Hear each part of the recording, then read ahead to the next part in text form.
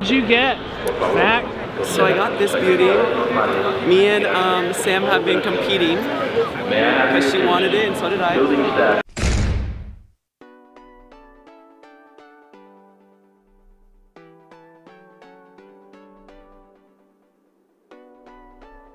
I went to the Portland Retro Gaming Show for the first time in my entire life, which is amazing because I've lived in Oregon the majority of my life, and it didn't go the way I thought it was going to go.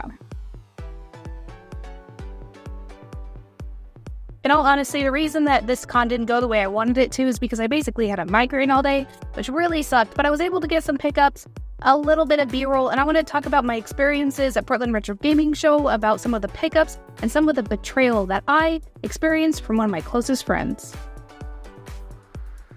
When I went to the con, I made a very short list of games that I was on the lookout for. Honestly, I wasn't as prepared as I wanted to be, but that's okay. Game conventions are meant to be fun and spontaneous sometimes. So I only made a list of 5 games, and I won't tell you what they are quite yet because it spoils a couple of things, but some of the things I managed to pick up were, I think, some bangers for the collection. I didn't do any filler. There was a bunch of bins all over the convention where it was like $5 games, $2 games, but I was really trying to go for things that I really wanted. First pickup of Portland Retro Gaming Show. Well, as you saw earlier, one of the very first titles I picked up was Wario Land Shake It for the Wii. I have wanted this game for a long time. It's a 2D platformer and it's Wario. I think the guy doesn't get enough credit for his games. They're actually a lot of fun. My favorite being on the Game Boy. Maybe this one will take its place. This was a $20 pickup. I didn't really haggle. I really wasn't feeling like top notch that day. I probably could have got $5 off of it. I don't know if $20 was a good deal, but I know I'm going to have a ton of fun with this title. Let me know in the comments down below if you've played this one.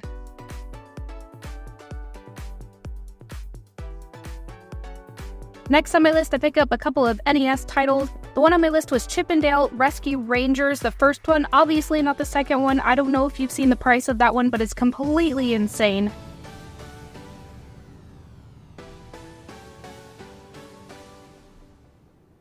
But this is a platformer from what I've experienced so far. Not too easy, got the NES hard, but I was really excited to add this to my collection. They were asking $25 for this one. And then I came across Star Tropics for the NES, which I feel like I've heard about this one numerous times. And the guy behind the counter selling me these games said it was kind of like Legend of Zelda. I'm not 100% sure. It looks like you're able to save on this cartridge because when I put it in to test it, there was already some files in there. But I've heard about it enough that I thought $12 for picking up this was a deal. We ended up bundling these together. That was actually something my husband pulled off, so I don't exactly remember how much we got off. Probably like $5. But 2 NES titles to add to the collection. Chip 'n Dale Adventures. It's on my list. Might pick up Star Tropics too. Another one that's been on my list for a long time. And I probably didn't want to pull the trigger just because of the cost associated with it, but Hydro Thunder for the Nintendo 64. I know that the Dreamcast version is like the more clean, pretty version of the game, but I really wanted it for the N64. 1, because I love collecting for the N64, and 2, you can play 4 players instead of 2, which I believe is what it was on the Dreamcast. Correct me if I'm wrong, I might be talking out of my ass, but Hydro Thunder, and it already comes with a sticker. I have these stickers to label my stuff, so that was great. They were asking $60 for this. Shortly after, we came across a booth that had it for $50. I was having a hard time finding the game, so I went ahead and jumped on that $60 price tag. But when you're at game conventions, don't be afraid to shop around a little bit, unless it's like an insanely rare title or a really good deal in your opinion. But I did end up paying $60 for this, and I missed out on saving that $10. Another pickup I got, and this wasn't on my list, but it's been a be on the lookout for a long time because I feel like the price went a bit higher than I ever wanted to spend for it. And so I finally got the gold N64 with the controller. Now this is the Japanese version, not the Toys R Us exclusive edition. I don't wanna grow up buying Toys R Us kids. They got a million toys at Toys R Us. トイザらスオリジナル任天堂64ゴールド限定発売。 And they were only asking $170, which at the time I thought was a really good deal because all the other ones were asking like high 200s. So I thought that price tag was pretty good already. I did manage to talk them down to about $150 for the pair. It doesn't come with the jumper pack, but they did say that they did modify the N64 so that it could play either or, which pretty much just means that they messed with the plastic piece that blocks the N64 cartridges. And so if you weren't aware, if you have an N64, whether it's Japanese or American, the only thing stopping you from being able to play either or is a little plastic piece inside the N64 that stops the cartridge from being able to be put in. But if you take it out, there's some 3D printed ones. If you don't want to manipulate your consoles, you can play either one.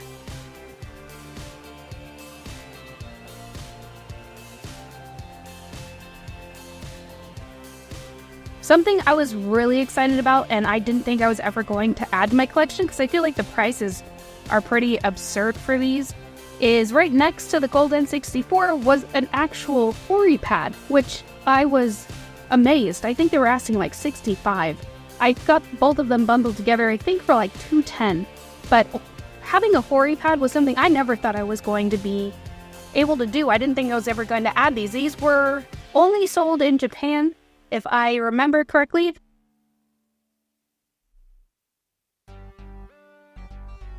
And they're extremely small. They're definitely meant for children's hands. Luckily, I don't have that big of hand, so I can actually use it.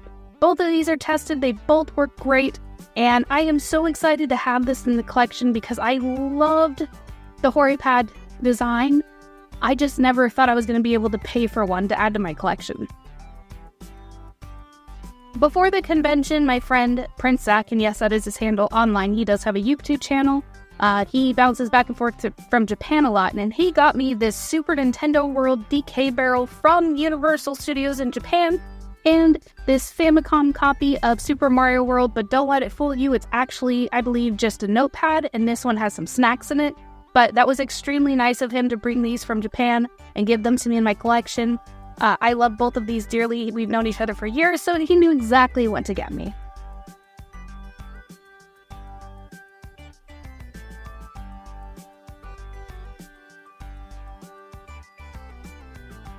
In the town next door to Portland, Hillsboro, they have a place called Retro Game Trader, which I know I've mentioned numerous times.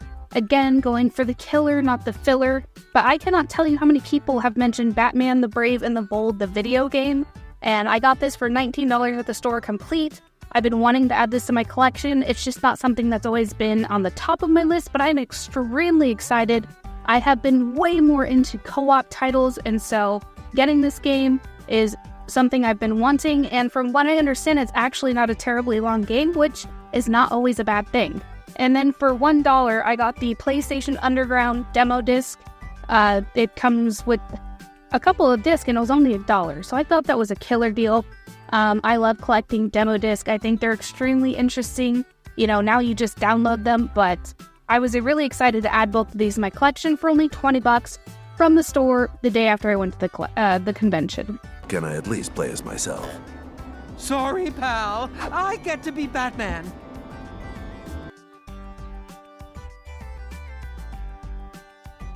During the game convention, this one was a first for me. The fire alarm went off, so we all had to go outside. Like, everybody in the convention center had to pile outside. It didn't matter who you are. Vendors were hanging out, waiting for people to leave. I'm sure they were scared of people stealing.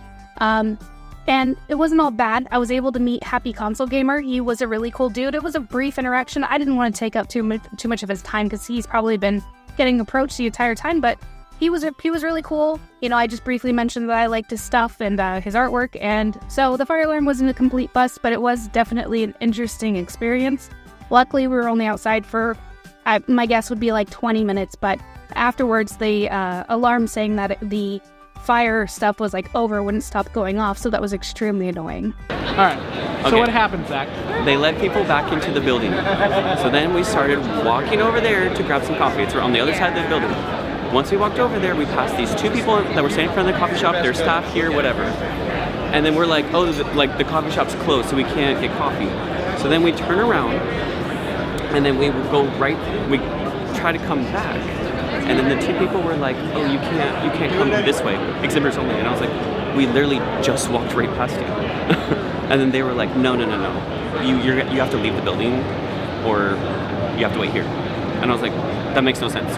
So then we walked all the way around, and this second lady told us, exhibitors only, you can't be in the building. So then we just kept walking past her, and then, oh, what do you know? I'm in this whole crowd of people that got into the building. Wonder how they fucking got here. Because I was let back into the building.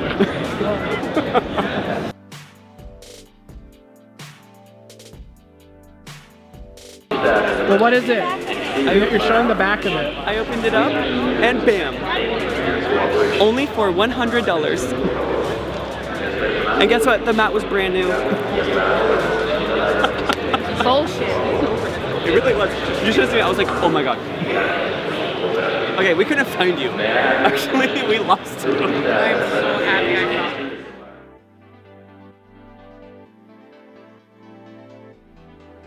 Overall, I think my experience at the Portland Retro Gaming Show wasn't exactly what I wanted, but that's life. I ended up having a migraine all day, so I really wasn't on the top of my game. I'm glad I was able to do a couple pickups. If you saw in a couple clips, I was even dressing up as Zelda from Breath of the Wild with this like kimono thing, which, to be honest, was extremely uncomfortable. But I'm glad I went. I'm glad I was able to see the people I was able to see. I'm really bummed out. They had a historical area where the Super Nintendo PlayStation console was in there, and I missed out on that. We ended up showing up a little bit late, so I didn't get to go to any like panels.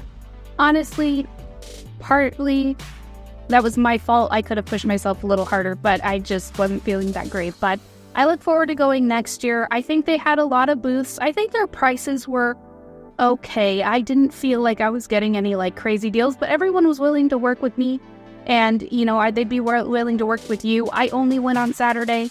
I think next year I'll try to go 2 days and try to get the full experience of going to different panels and talking to different people, and maybe being able to do a little bit more with the videos that I do.